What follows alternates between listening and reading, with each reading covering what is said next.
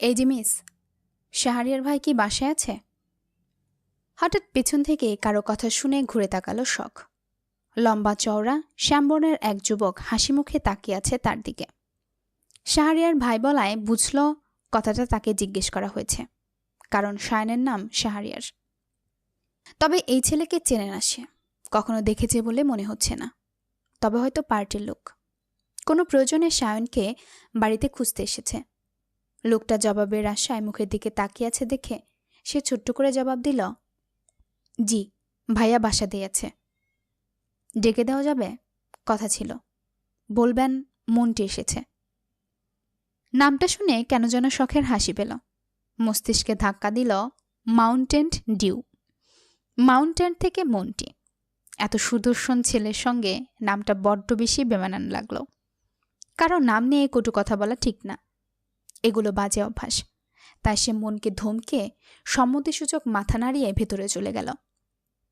এদিকে ক্লাসের সময় হয়ে যাচ্ছে, প্রথম ক্লাসটা ধরতে পারবে কি না কে জানে। সে দ্রুত পায়ে দোতলায় উঠে শায়নের রুমের দরজায় নক করল। ভাইয়া, ভাইয়া শুনতে পাচ্ছ? এই ভাইয়া, তোমার সঙ্গে মন্টি নামের একজন দেখা করতে এসেছে। ঘুমে কাতর শায়নের কোনো হুঁশ নেই। কড়া মেডিসিনের প্রভাবে গভীর ঘুমে তলিয়ে আছে। এদিকে শখ একানাগারে নক করে যাচ্ছে। এজন্য শায়নকে ডাকতে আসতে চায় না। সেটাকে গলা শুকিয়ে মরুভূমি হয়ে যায়, তবুও শায়নের কানে ডাক পৌঁছায় না। শুদ্ধর ঘুম খুব পাতলা, একবারের বেশি দুবার ডাকলেই উঠে যায়। আর শায়ন মহিষ টাইপের, ঘুমালে দিন দুনিয়া ভুলে যায়। সকালবেলা হুট করে কারো রুমে প্রবেশ করা উচিত নয়, তাই আবার ডাকল। বেশ কয়েকবার ডাকার পর শায়ন ঘুমো ঘুমো চোখে ভেজানো দরজার দিকে একবার তাকিয়ে ভেতরে ঢোকার অনুমতি দিল। শখ রুমে ঢুকতে ঢুকতে হাত ঘড়ির দিকে তাকিয়ে ব্যস্ত হয়ে বলল, ভাইয়া, তুমি নিচে যাবে নাকি ওনাকে উপর আসতে বলবো? কার কথা বলছিস? মন্টি নামের একজন তোমার সাথে দেখা করতে এসেছে, বাগানে দাঁড়িয়ে আছে। মন্টিকে চিনলাম না তো। আমিও চিনি না, কখনো দেখিও নি, তবে হয়তো তোমার পার্টির লোক। তুমি বললে উপরে পাঠাবো। আচ্ছা, পাঠিয়ে দে। তা কোথাও বের হচ্ছিস নাকি তুই? ক্লাস আছে আমার। ফিরবি কখন? ক্লাস শেষ করে ল্যাবে যাব, দেরি হতে পারে। শীতল স্বর্ণের ক্লাস নেই? যাবে না ওরা? যাবে, রেডি হচ্ছে। আমি আসি ভাইয়া, খুব লেট করে ফেলেছি আজ। আচ্ছা, যা। শখ ব্যস্ত পায়ে যাওয়ার জন্য ঘুরতে শায়ন তাকে পুনরায় ডেকে উঠল। আয় শোন, টাকা নিয়ে যা, বাইরে কখন কি দরকার হয় বলা যায় না। কথা বলে শায়ন 1000 টাকার নোট এগিয়ে দিল। সে ভাইয়ের থেকে টাকা নিয়ে মিষ্টি হেসে বেরিয়ে গেল।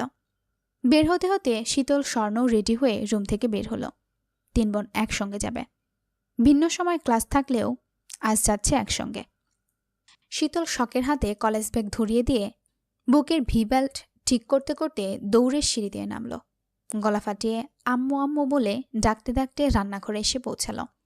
মায়ের সাথে ঘ্যান ঘ্যান করে ফুচকা খাওয়ার টাকা হাতিয়ে বড়মাকে বলল, ও বড়মা, আর 20 টাকা খুচরো থাকলে দাও না।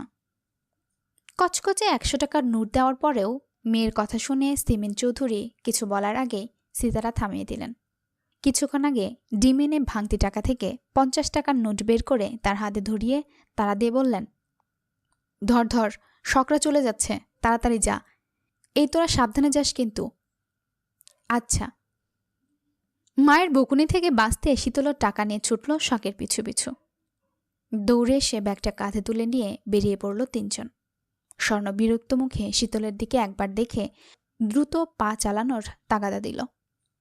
তাড়াহুড়োর সময় রিকশাটাও পাওয়া যায় না, আজ পাবে কিনা কে জানে।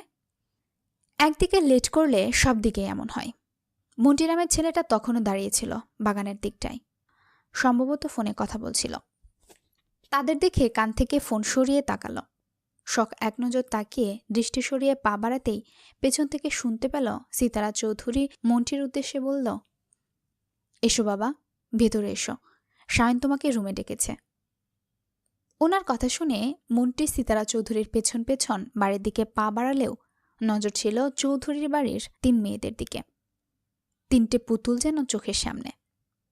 ছোটটাকে একটু বেশি সুন্দর নাকি? নাম কি তার? কোন ক্লাসে পড়ে? স্কুলের গণ্ডি পেরিয়েছে তো। চৌধুরী নিবাসের মেয়েরা দেখতে এত সুন্দর জানত না সে। এর জন্য কি তার বাবা তাকে বলেছিল, যাচ্ছ যাও, তবে চৌধুরীদের মেয়েদের দিকে নজর দিও না। মেয়ে দুটো ভালো হলেও ভাই দুটো ডেঞ্জারাস। একবার যদি দেখে তুমি বোনেদের দিকে তাকিয়েছ, চিলের মতো উড়ে এসে কখন দু চোখ তুলে নিয়ে যাবে, আফসোস করারও সময় পাবে না। তাই নাকি? এত সাহস তাদের? আর তাদের বিশেষত্ব হলো তারা ছাড় দেয় কিন্তু ছেড়ে দেয় না। তুমি একটু বেশি বেশি বলছো না বাবা? কই, তাদের নামে এমন কিছু শোনেনি তো কখনো। বোকারা কথা রটাতে পছন্দ করে, আর বুদ্ধিমানরা গোপনে কাজ সারে। তারা সমাজের সম্মানিত মানুষ, সামান্য আচুরও গায়ে লাগতে দেয় না। আর শাহরিয়ার রাজনীতির মানুষ, সে বাড়িতে ভদ্র কিন্তু বাইরে আস্ত হয় না। যতটুকু জানি, সে কারোর গায়ে হাত তুলে হাত নোংরা করে না, সরাসরি মাটি গেড়ে গলায় ছুরি চালায়। বাবার কথায় সে হেসেছিল, কারণ তার মনে হচ্ছিল বাবা তাকে মজা করে কথা বলেছিল। কারণ এগুলো বছর বিদেশে থাকলেও মেয়েলি কেসে জড়ায়নি কখনো। কেউ বলতে পারবে না কখনো মেয়েদের কটূক্তি করেছে। এসবের ধারের কাছেও নেই সে। ভদ্রগুচ্ছের ভদ্র মানুষ কিনা। তাছাড়া ইস্তিয়াক ভাই তার বড় বোন আশালতার স্কুল ফ্রেন্ড। দেখা হয়েছে বহুবার। সেই সূত্রে অল্প অল্প চেনাশোনা আছে ইস্তিয়াক ভাইয়ের সঙ্গে। সেও জানে ইস্তিয়াক আর শুদ্ধ কেমন, শুদ্ধ ইস্তিয়াকও জানে সে কেমন। মনে মনে এসব ভাবতে ভাবতে সে সিতারার সঙ্গে শায়নের রুমে এলো। শায়ন ততক্ষণে বিছানার হেডবোর্ডে হেলান দিয়ে বসেছে। সদ্য ঘুম থেকে ওঠায় চোখ ফুলে আছে। পার্টির ছেলেরা বাসায় আসবে না, করা আদেশ জারি আছে। যত ঝামেলাই হোক, কেউ যেন বাড়িতে না আসে। তাহলে এত সকালে কে এলো? কার এত জরুরি দরকার পড়ল যে সাদের ঘুমটার 12টা বাজিয়ে দিল?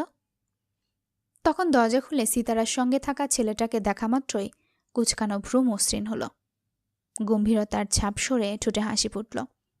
মন্টি তাকে দেখে কিছু বলার আগেই শায়ন বলল, আহনাফ, তুই দেশে ফিরলি কবে?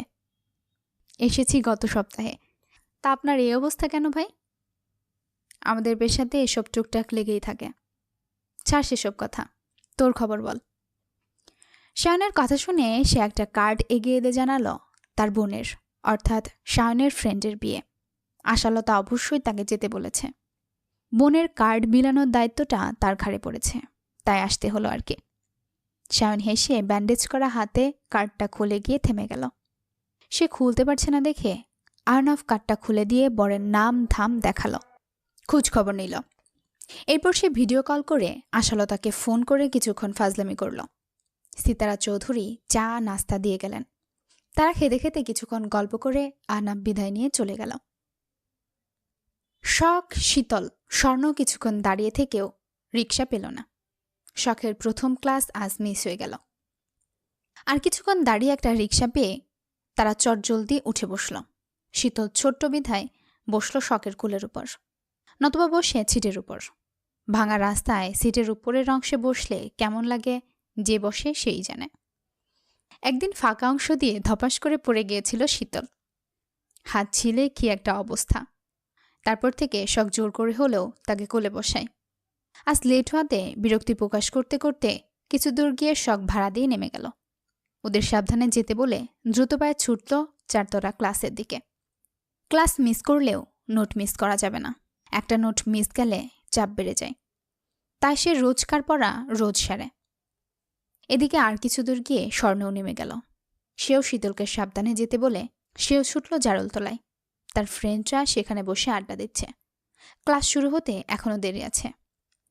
কিছুক্ষণ আড্ডা দিয়ে তারপর দল বেঁধে যাবে ক্লাস করতে। এটি তো ভার্সিটি লাইফের আসল মজা। বোনকে যেতে দেখে শীতল আরাম করে বসল।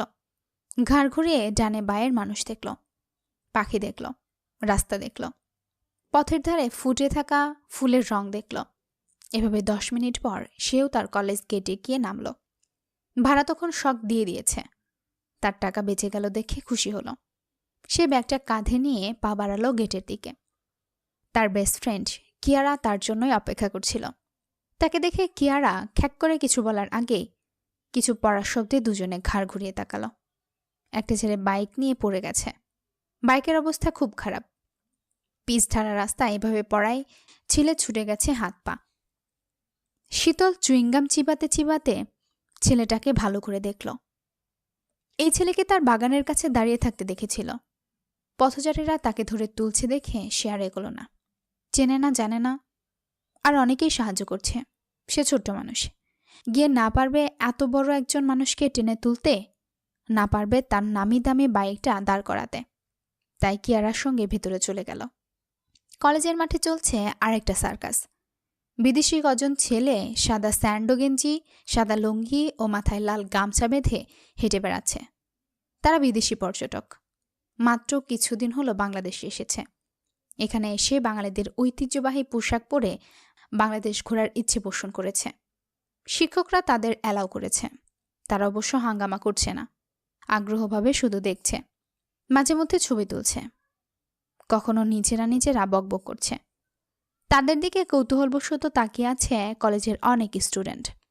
হাঁটতে হাঁটতে শীতলের হঠাৎ দৃষ্টি আটকে গেল কামরানের দিকে। এই কামরান ছেলেটা শুদ্ধর ঘনিষ্ঠ ফ্রেন্ড। সেও গবেষক, বরং শুদ্ধের সঙ্গে থাকে এক ফ্ল্যাটে। তার তো এখানে থাকার কথা না, তাহলে সে এখানে কেন? আর এই বিদেশিদের সঙ্গেই বা কেন? তখন কিয়ারা কামরানকে দেখে বলল, ওই ছেলেটাকে চেনা চেনা লাগছে, কোথায় দেখেছি মনে হচ্ছে। ওটা শুদ্ধ ভাইয়ার বেস্ট ফ্রেন্ড, কামরান ভাইয়া। কামরান? এ আবার কেমন নাম? এমনই নাম। কিন্তু এত নাম থাকতে কামরান কেন? ওনার দাদার নাম ইমরান, ওনার বাবার নাম জুবরান। উনি ছোটবেলায় যাকে তাকে কামড়ে দিত, তাই বাপদাদার সঙ্গে মিল রেখে ওনার নাম রাখা হয়েছে কামরান। বাড়ির মেয়েরা তাড়াহুড়ো করে বেরিয়ে গেলে সিরাত সায়নকে একবার দেখে এলেন। মুখ ফুটে কিছু না বললেও সিতারার পাশ ঘেঁষে দাঁড়ালেন। ছোট জায়ের এই অভ্যাসের কথা ভালো করে জানেন সিতারা চৌধুরী। সিরাত যখনই কিছু বলতে চায় তখন এভাবে ঘুরঘুর করে, বুকা বুকা হাসে। যতক্ষণ না নিজের থেকে কিছু জিজ্ঞাসা করবেন ততক্ষণ এভাবেই চরকির মতো ঘুরতে থাকবে। আজও তার পাশ ঘেঁষতে দেখে সিতারা চৌধুরী ব্যাপারটা বুঝে এটো প্লেটগুলো ধুতে ধুতে বলল, কিছু বলবি মেজ? বল, জরুরি কিছু? বড় ভাবি, বলছিলাম যে সায়নের একটা বিয়ে দিলে কেমন হয়? বয়স তো কম হলো না ছেলেটার। এমনও হতে পারে লজ্জায় কিছু বলে না। সিতারা চৌধুরী জায়ের দিকে একবার তাকিয়ে প্লেট ধুয়ে মুছে সাজিয়ে রাখলেন। এরপর ডিমগুলো ফ্রিজে রেখে বললেন, হঠাৎ এই কথা? ভালো কোনো মেয়ের সন্ধান পেয়েছিস? না না, তেমন কিছু না। সায়ন শুদ্ধ দুজনেই প্রাপ্তবয়স্ক। আজকে বিয়ে দিলে কালোই ঘর আলো করে নাতি নাতনি আসবে। বাচ্চাদের কলকলানিতে ভরে উঠবে চৌধুরী নিবাস। কিন্তু যাদের জন্য মেয়ে দেখব ওরাই তো গুরুত্ব দেয় না। আমি বা মা হয়ে কতভাবে বুঝাবো বল দেখি। ওয়াশরুম থেকে বের হতে গিয়ে সায়ন আহত পায়ে ব্যথা পেয়েছে, রক্ত বের হচ্ছে। একটা বউ থাকলে সেবা যত্ন করতে পারত। এত বড় ছেলের কখন কি লাগে আমরা কি বুঝবো? বুঝলেও ছেলেটাও তো লজ্জায় কিছু বলতে পারে না, ডাকে না আমাদের।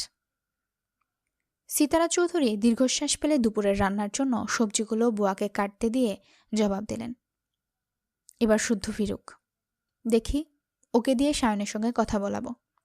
তোর বড় ভাই তোর আগে দেখতেও যায়নি ছেলেটাকে। কিছু বললে আমাকে উল্টো খিচমিচ করে ওঠে। ওদের বাপ ছেলের দ্বন্দ্বে আমি মাঝখানে পড়েছি। না পারি স্বামীর কথায় সাপোর্ট দিতে, না পারি ছেলের যুক্তির কাছে হার মানতে। পছন্দ টছন্দ থাকলেও তো বলে না। আমরা কতদিন জিজ্ঞেস করেছি। তোমার দু ছেলে মুখে কুলু পেটে বসে থাকে। শান ফাজলামি করে কথা এড়িয়ে গেলেও শুদ্ধ যেন কানেই শুনে না। বুঝি না বাপু, ওরা কি চিরকুমার থাকার পণ করেছে নাকি? এর আগে একটা মেয়েকে দেখতে গেলাম, আমাদের অফিসের স্টাফের শালি। কি যে সুন্দর মেয়েটা, সাজিয়ে গুছিয়ে রাখলে জ্যান্ত পুতুল যেন একটা। সায়নকে ছবি দেখালাম। সায়ন বিয়েতে রাজি না দেখে শুদ্ধকে কত করে বললাম। সে ফুসফুস করে বলে, বিয়ের প্রয়োজন অনুভব করলে জানাবো, তখন আয়োজন শুরু করো। আপাতত এসব বললে মাথা খারাপ করো না। তা প্রয়োজন অনুভব করবে কবে? অন্য বাড়ির ছেলেরা দেখি গোফ না গজাতেই বিয়ে বিয়ে করে মুখে ফেনা তুলে ফেলে। কত ছেলে মরতেও যায় বিয়ের জন্য। যত সব হয়েছে আমাদের বাড়ির ছেলেরা বিয়ের কথা শুনতেই পারে না। এভাবে সিতারা চৌধুরী সিরাতের সঙ্গে ছেলেদের নিয়ে কথা বলছিলেন। তখন সিমিনের, শীতলের মা, কথা শোনা গেল। শীতলকে বকতে বকতে সিঁড়ি বেয়ে নামছে উনি। এক গাদা জামা বের করে বিছানার উপর স্তূপ করে রেখে গেছে মেয়েটা। পরে একটা, বের করে 5টা।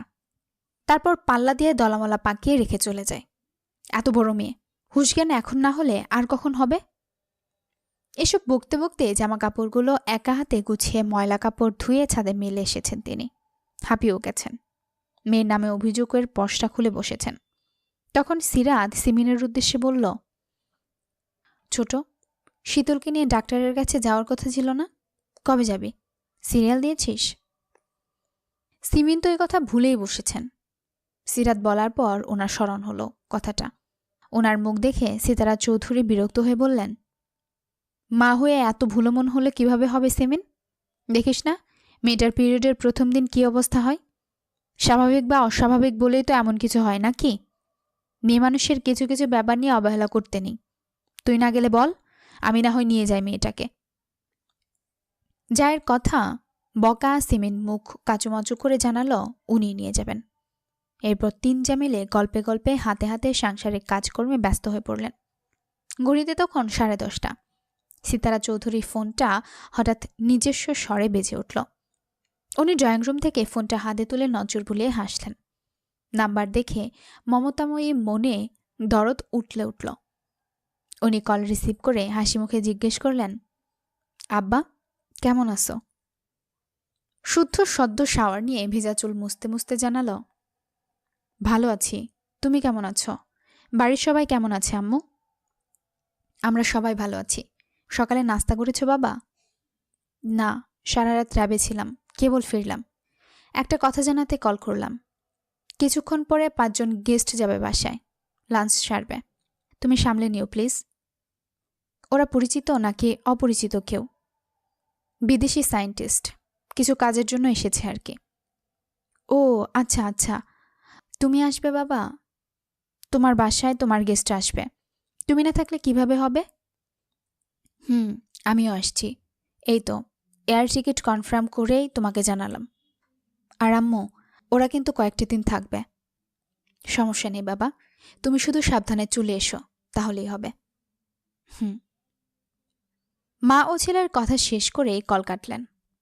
সিতারা চৌধুরী 2 জাগে গেস্টের কথা বললেই ওনারা কাজে লেগে পড়লেন। ভাগ ভাগ করে কাজ বেছে নিলেন। আপ্যায়ন যেন ত্রুটি না করে সে ব্যবস্থা করলেন। তবে কিছু জিনিস প্রয়োজন তাই লিস্ট করে শাহাদত চৌধুরীকে বাজারে পাঠালেন। শীতল ক্লাসে যায়নি।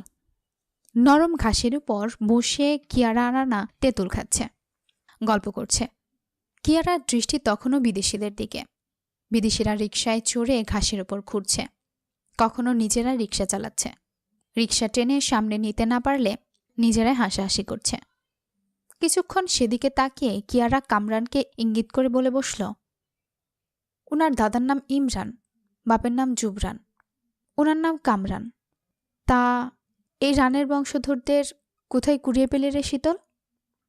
বেলতলায়। ও, তা কামরান মিয়া বিদেশিদের সঙ্গে করছেটা কি? কি আশ্চর্য, আমাকে বলেছে নাকি? তুই গিয়ে জিজ্ঞেস করে আয়। শুদ্ধ ভাইয়া কি কিছু বলেনি তোকে? নিজে বাঁচতে চাইলে খবরদার বলছি, ওনার নাম মুখেও আনবে না। ওনার মতো বিটকেল জাতের কাজিন কারো আছে কিনা জানা নেই। কপালই খারাপ বাল। এভাবে বলছিস কেন রে শীতল? শুদ্ধ ভাইয়ার মতো এত ভদ্র ড্যাশিং ছেলে হয় নাকি? তাও আবার সায়েন্টিস্ট। এই অবধি কি কি আবিষ্কার করেছে শুদ্ধ ভাই, জানিস কিছু?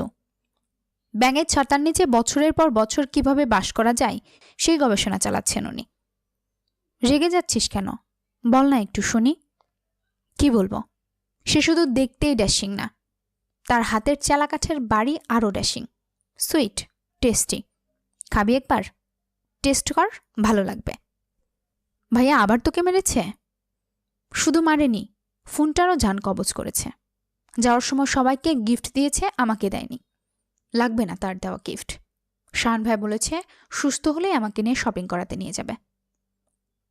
কথা বললেও মুখ ভার করে ঘাসের দিকে তাকিয়ে রইল। শুদ্ধর এমন ব্যবহারে ভীষণ কষ্ট পেয়েছে সে। শখ স্বর্ণকে 2টো ড্রেস দিয়েছে শুদ্ধ, সাথে ম্যাচিং হিসাব। সাম্য সৃজনকে রিমোট কন্ট্রোল হেলিকপ্টার আর তাকে দিয়েছে দুঘা চেলাগাছের বাড়ি। এবার সে কবেকার রাগ তুলেছে কে জানে। শীতলের বেজার মুখ দেখে কিয়ারাও কিছু বলার সাহস পেল না। এখন কিছু বললেই শীতলের সমস্ত রাগ তার উপর পড়বে। হঠাৎ শীতল কিয়ারার হাতের ফোনটা কেড়ে নিয়ে ফটাফট নাম্বার তুলে কাউকে কল দিল। অপর পাশে মানুষটা কল তুলছে না। সেও হাল না ছেড়ে একের পর এক কল দিতেই থাকল।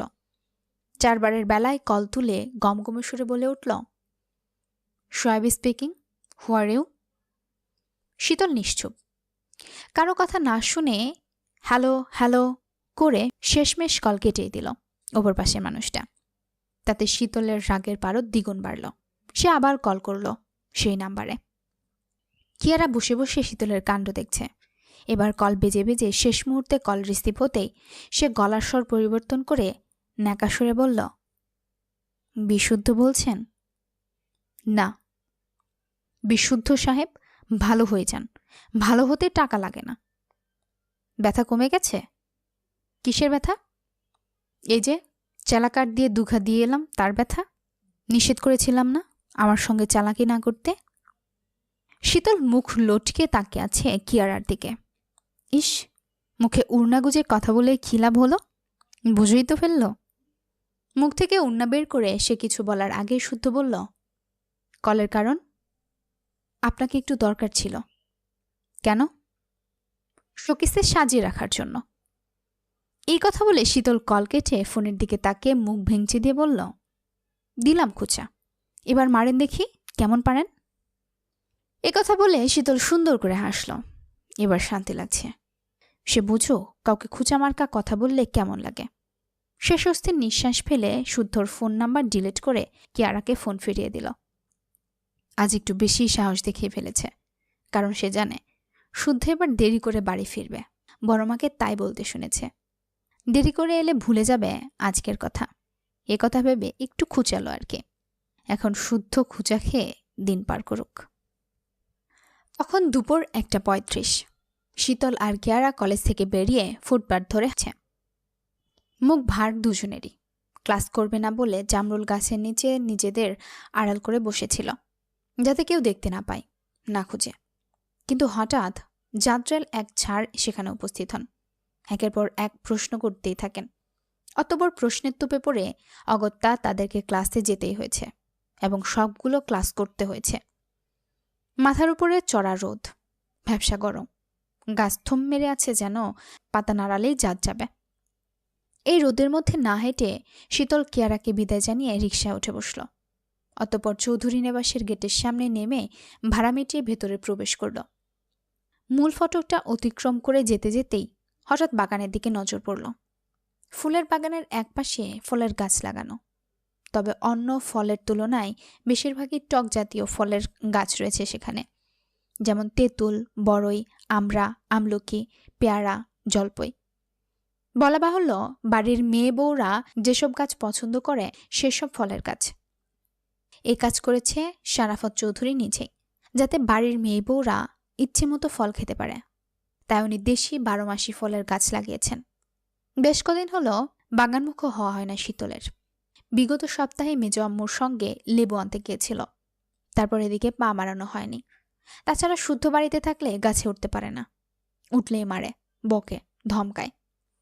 মার খাওয়ার ভয়ে গাছে ওঠে না, নয়তো গাছে ওঠে ফল পাড়তে একাই 100 সে।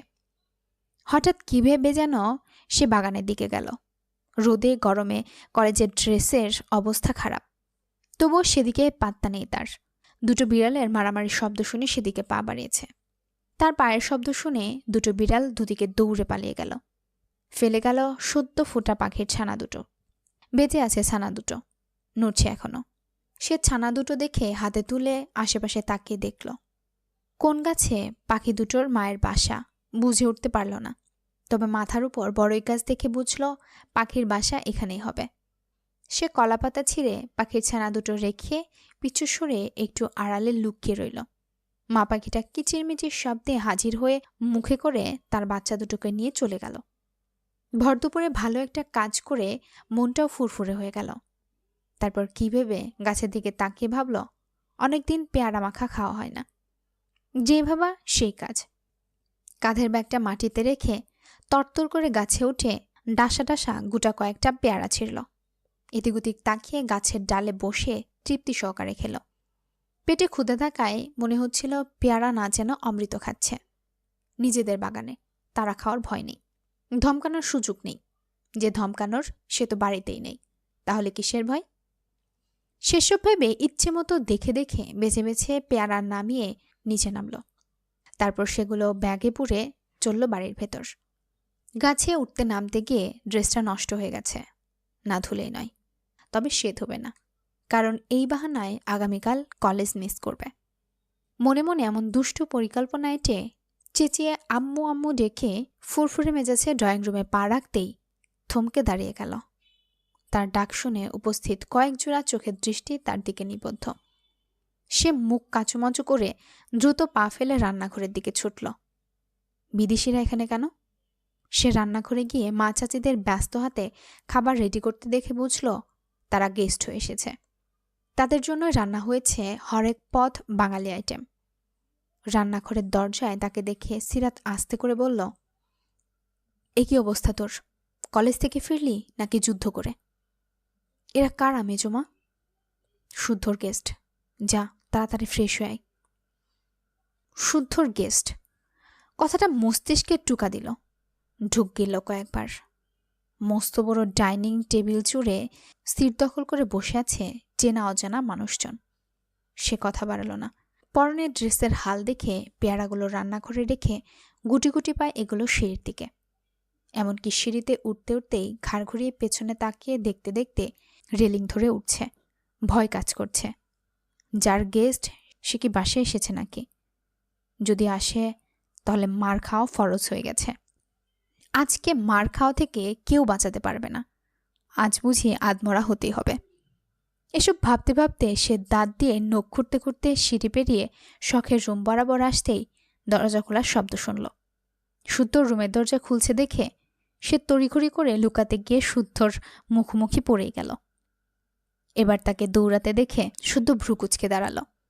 আপাদমস্তক দেখে, বিশেষ করে ড্রেসের হাল দেখে শীতল চাহনি নিক্ষেপ করে বলল, গাছে উঠেছিলি?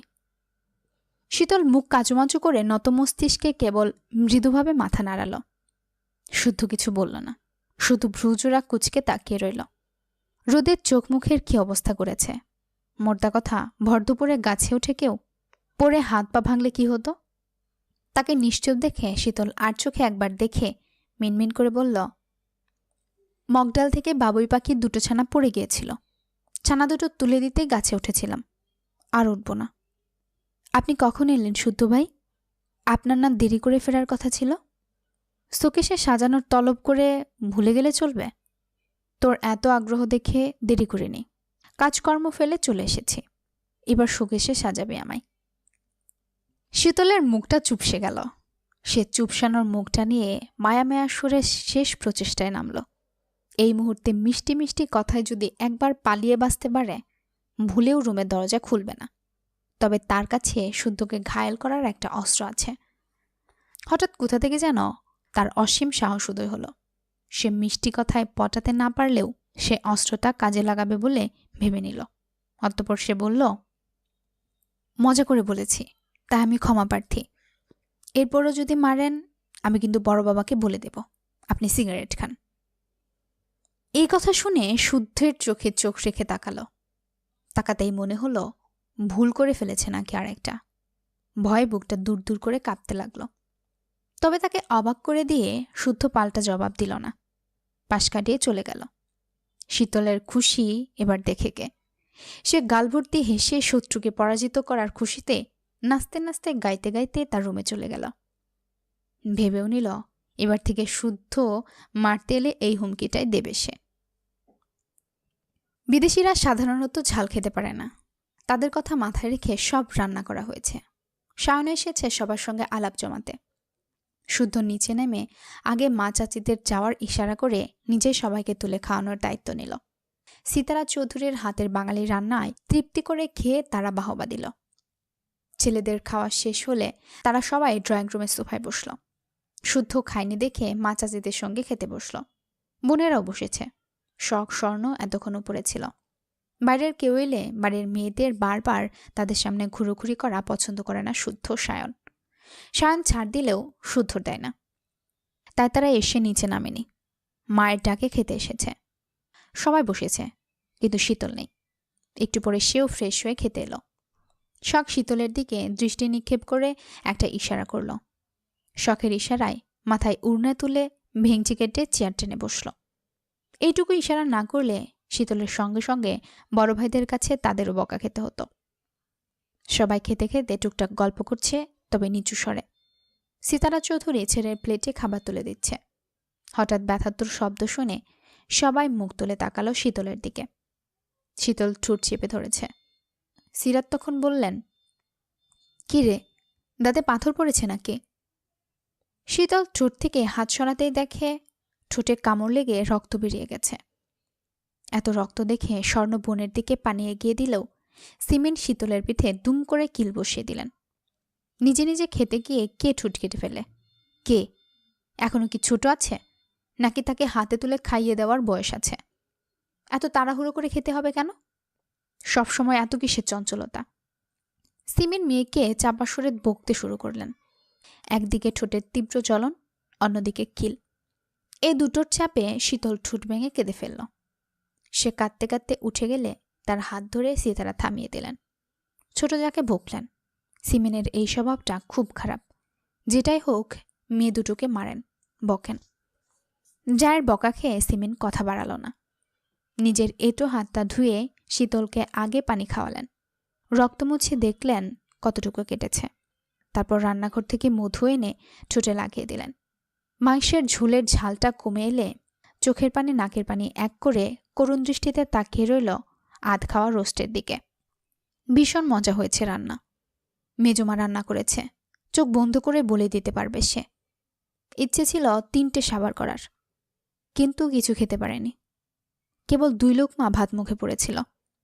তার আগেই কামড় লেগে ঠুট কেটে গেল। ভর দুপুরে পেট পুরো সবাই খেল, কিন্তু মেয়েটা কিছুই খেতে পারল না দেখে সিমেনের গলা দিয়ে খাবার নামল না। উনি দই মিষ্টি এগিয়ে গমগমে সুরে খেতে ইশারা করলেন। বেশ খানিকটা কেটে ফুলে গেছে শীতলের নিচের ঠোঁট। মায়ের কিল খেয়ে শীতল কিছু বলার সাহস করল না। অল্প অল্প করে দই নিয়ে মুখে দিল। স্বর্ণের ফোনটা সেই কখন থেকে বেজেই চলেছে। সাইলেন্ট থাকায় ঘুমে বিভোর স্বর্ণ কিছুই টের পাচ্ছে না। এতবার কল করেও স্বর্ণকে না পেয়ে কেয়ারা এবার শখকে ফোন দিল। শখ কেয়ারার নাম্বার দেখে শীতলের হাতে ফোন ধরিয়ে দিয়ে নিজে পড়ায় মন দিল। শীতল ফোন কানে ধরে শখের রুম থেকে বেরিয়ে ধীর ভাই বেলকনির দিকে এগিয়ে গেল। কিয়ারার নাক টেনে কান্নার শব্দ পেতেই সে ভ্রুকুচকে জিজ্ঞাসা করল, কি রে, কাঁদছিস কেন? তোর ভেচর ভেচর কান্নার শব্দ শোনাতে কল করেছিস? শীতল, আমার দম বন্ধ হয়ে আসছে। কাঁদতে কাঁদতে আমি শেষ।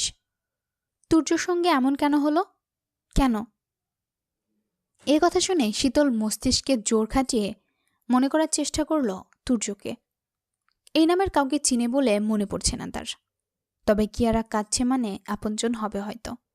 তাই সে সান্ত্বনা দিতে বলল, থাক, কাঁদিস না। আমরা কেউই সারা জীবন বেঁচে থাকার জন্য আসিনি। আমাদের সবাইকে মরতে হবে।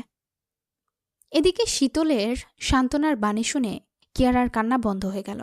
সে নাক টানতে টানতে পাল্টা প্রশ্ন করল, তুর্য মরেনি রে শীতল। সে তিথির চোখের সামনে অন্য কাউকে বিয়ে করে বাসর সেরেছে। ভাবতে পারছিস কতটা কষ্টের?